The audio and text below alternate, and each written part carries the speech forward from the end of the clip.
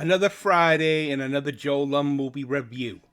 I'm JoeLumb, and as always, when you're done watching this video, feel free to check out my movie review playlist. The link is on the top right corner at the beginning of this video, and at the end of this video will be a link to my previous movie review on the top left corner. Please subscribe to my channel, smash the like button, and click the notification bell. When you see a new video, you can just check it out yourself. The topic of this week's movie review is House, a 1985/86 American comedy horror film directed by Steve Miner, with a screenplay by Ethan Wiley from an original story by Fred Decker. It was produced by Sean S. Cunningham, the same guy that directed Friday the 13th, the original.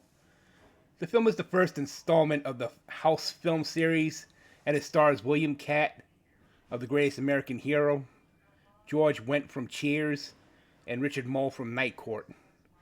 The film centers on a troubled author who moves into his late aunt's seemingly haunted house and is forced to deal with supernatural phenomenon. All the while, he tries to solve the mystery of his son's disappearance. House began filming on April 22nd, 1985. The first 2 weeks of production comprised of shooting exteriors at the estate known today as Millview, a Victorian-style home first built in 1887, yikes, and located on Melrose Avenue in Monrovia, California. At the time, the building was owned by two Los Angeles firemen, John and Brian Wade, brothers. The final 6 weeks of production moved operations to Renmar Studios in Hollywood, where the first 2 floors of the interior of the Monrovia house were recreated on sound stages. This included sets for the living room, staircase, den, and 3 upstairs bedrooms. On a separate adjacent set, the jungle exteriors for the Vietnam flashback scenes were also built on sound stages, taking 3 days to put together. A total of 7 monsters were designed and fabricated for production.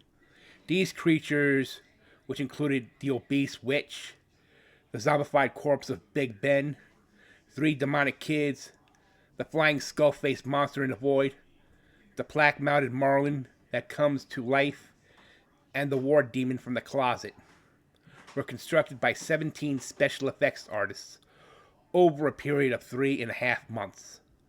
The war demon in particular was an elaborately built puppet measuring 18 feet, fully mechanized, operated by 15 people, and featured a fully working lower bowel system. In addition to puppetry and animatronics, also stop motion and actors in rubber suits was used to create the monsters. In the film, a formerly popular troubled author named Roger Cobb is tasked with writing another novel by his publisher. These new stresses associated with his contractual obligations compound by the reality that he and his wife have separated after his young son have gone missing. Cobb finds himself the heir of an old house when his elderly aunt, who recently committed suicide in the home, leaves the estate to him. Despite the discouragement of others, he decides to spend his time there while he writes his book. Though the financiers want him to write another horror story, he opts to base the tale on his time in the Vietnam War instead. Shortly after moving in, he begins to have horrific nightmares and experiences of strange phenomena during the daylight hours. A series of attacks from otherworldly entities convinces the author to confide in those around him, though his neighbor begins to question his sanity. He soon locates a gateway within the home, which leads to another dimension where he locates his son. After returning with Jimmy, he must also face the ghosts of his past, including a personification of his comrade named Big Ben, who was killed during their time in the Vietnam War. Cobb seeks to work through his problems while overcoming his inner demons so that he can reunite with his recently reformed family.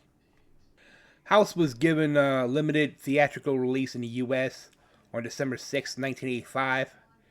Its release expanded to 1,440 theaters on February 28th of 1986, and it grossed $5.9 million in its first wide release weekend, missing first place to Pretty in Pink. By the end of its run, House grossed $22.1 million worldwide, of which $19.4 million was from the North American box office. Not bad on a $3 million budget, if I do say so myself.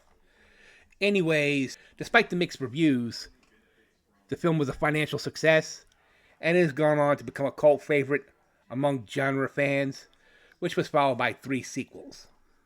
My overall rating for this movie happens to be a 6 out of 10.